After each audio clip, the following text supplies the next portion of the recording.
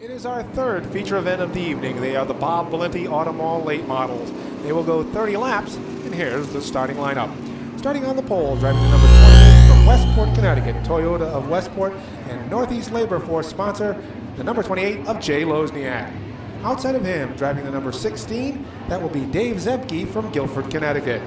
Inside row number 2 will be the number 5, that is Glenn Colvin from Clinton, Connecticut. And to his right will be the number 47, that is Plainfield, Connecticut's Tim Jordan. On the inside of row number 3 will be the number 73, that's Ashaway, Rhode Island's Joe Perry. M&M Old School, Emery and Sand, Nemensky Plumbing are the sponsors of that car. To his immediate right will be the number 35, that will be Bruce Thomas Jr. of Groton, Connecticut. On the inside of row number 4 will be the number 2, that is Dwayne Knoll from Trumbull, Connecticut. And outside of him, driving the 42, that is Jay Stewart from Preston. Next will be the 00, that is Ernie Bertrand of North Branford, Connecticut, making his first start on the season. And to his immediate right is the number 20, that's Brewster, New York's Ray C. Jr. Starting 11th on our field will be the number 1, that is Scott Garrity, the Rock 106.9 WCCC, and Expertech Auto Repairs sponsor the Farmington driver. Then will be the number 12, that is Jonathan Avery from Waterford, Connecticut. Niantic River Transmission, Tom Shea Auto Body sponsor that car. Then we will have the number 44, or the number 77, that is Quaker Hill, Connecticut's Rich Durante and the Par 4 Benvenuti Oil Local 2705 sponsored car. To his right will be the number 7, that is Ed Field from Deep River, Connecticut. And then starting scratch on our field, we will have the number 6, that is Larry Goss from North Windham, and the 0, that is Vin Esposito. Cross Street Properties, the kitchen and bath showrooms, are the sponsors of the Seymour, Connecticut driver. Well, it's good to see Scott Garrity here. You got a couple pretty good guys behind him, and Tim Jordan and Joe Perry. We're ready to go racing. Here's Dave. It is Jay Lozniak. He'll get the early jump as they go into turn number 1. Zemke on the outside. Jordan now looks to get that spot away from him as he roars down the inside, down the backstretch. Perry looks like he has some bite on the outside. He's holding off. Bring it on, Bruce Thomas. They tap dance around the corner for the first time. Jay Stewart has tucked himself in behind Bruce Thomas's 35. So the top 6 cars have opened up a little bit of a gap. Trouble in turn 1. 3-car skirmish as the 7 of Ed Field, one of those cars involved, along with the 00 of Ernie Bertrand, plus a third man into that battle. Also having trouble in turn 2. We're done for the night now. So, how much damage on the car? Pretty good amount. Nothing too major. Mostly just parts, bolt-on parts. So, that's words from Jonathan Avery as they load his machine up into the trailer. We're back under aim. A hand grenade move by Jay Lozniak as he explodes to the lead. Jordan in second. Little contact between Zemke and Perry. No harm. No yellow flag. It is Lozniak leading the way. Jordan looks to make a move on the outside, the far way around the track. Lozniak is able to hold him off as they go down the backstretch. Perry now puts himself into the 3rd position. Boy, the battleship Bruce Thomas making things happen as he buries his car underneath the 42 of Jay Stewart. So Thomas maintaining his number 5 position. The tightest battle on the track is being found in the race for 3rd.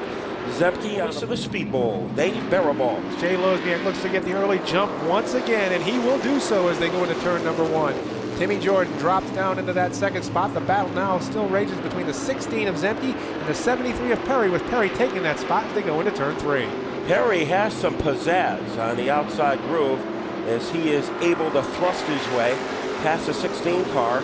Thomas is in a very sticky situation in car number 35 because he is surrounded by the 42 of Jay Stewart, who now takes a bite underneath.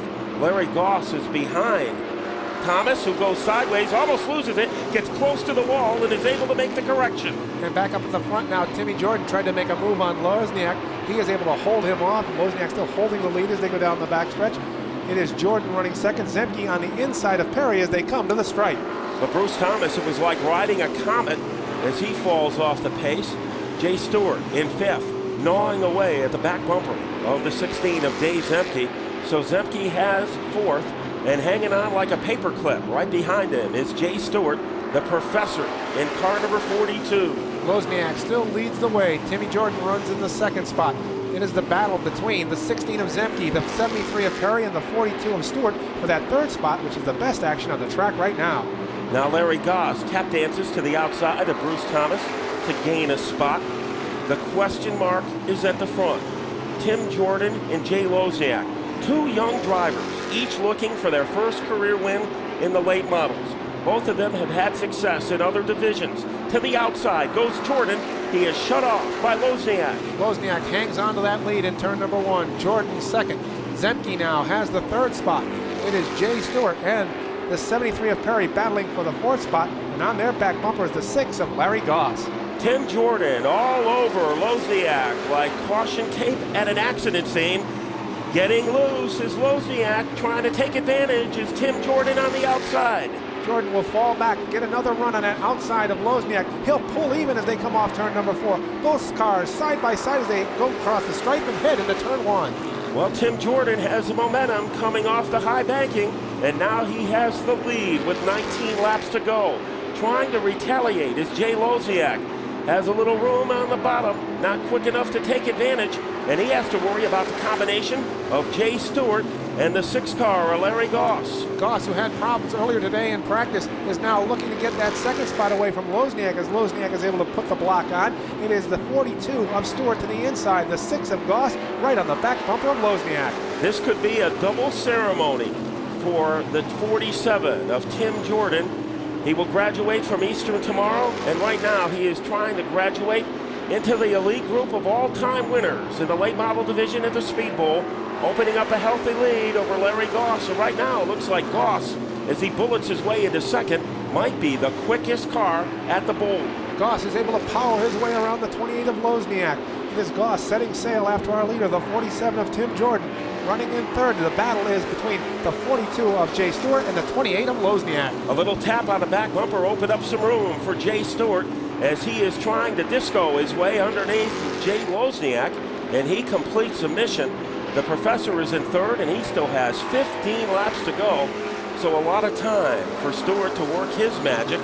And Bruce Thomas, after almost losing it against the wall about 6 laps ago, he seems to have settled, found his sea legs, and he is cruising along in 4th place. And our former leader, Jay Lozniak, is falling back further in the field now as the 16 of Dave Zemke is able to complete the pass.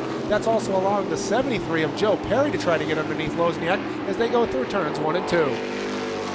And the outside groove has not been kind to Jay Lozniak as he gives a little elbow room to the 73 of Joe Perry. Perry jitterbugs his way into a spot. Car number 2, Dwayne Knoll.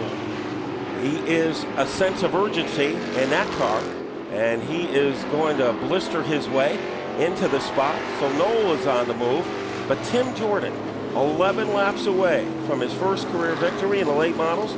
He sat out all of last year. He's a pretty good expert on late models because he used to work on the pit crew of his uncle, Tom Fox, when he drove the 47 late model. And he is trying to expound on those lessons learned to him by Tom Fox. Timmy Jordan down the backstretch has the lead. Larry Goss runs in the second spot. It is Jay Stewart in the 42 third, and in fourth, the 35 of Bruce Thomas Jr. Then Zemke duking it out with Joe Perry further back in the speedway. Could this be the big moment that Tim Jordan was waiting for? You know, everybody knew that Tim Jordan was going to have a lot of success in the late models. To win in only his 5th career late model race would kind of exceed expectations. And that time Larry Goss got a little loose. A little boogie shake for Larry Goss coming off the corner. And that only enables Tim Jordan to expand that lead. Jordan will come off this time by just 7 circuits left for his first career win in the late models. Larry Goss sits in the second spot. The 42 of Stewart third. Then we have the 35 of Bruce Thomas, and Joe Perry now has designs on taking that 5th spot away from the 16 of Zemke. It is still the 47 of Tim Jordan leading the way, the 6 of Larry Goss in second, the 42 of Jay Stewart third, Bruce Thomas fourth, and the battle still going on between the 73, the 16, and the 2 of Dwayne Knoll. The persistence has paid off for Perry as he finally tunnels his way underneath Zemke, and also making the move is Knoll. Meanwhile, all the fast moves, the smoke bomb at the front of the field continues to be Tim Jordan. They crank it up coming off the 4th corner. Tim Jordan 4 laps away. These are the toughest 4 laps in auto racing, as Tim Jordan has to seal the deal. Larry Goss, he still might have a little firepower left in that number 6 car, and one of the all-time winningest late model drivers in Speedbowl history, Jay Stewart, running 3rd. 3 times left around the speedway for Tim Jordan, looking to keep it clean and go all the way for his first ever feature event win here at the Speedbowl. He cruises that black number 47 sleekly off turn number 4, down to the stripe, the popsicle sticks. Just 2 laps left.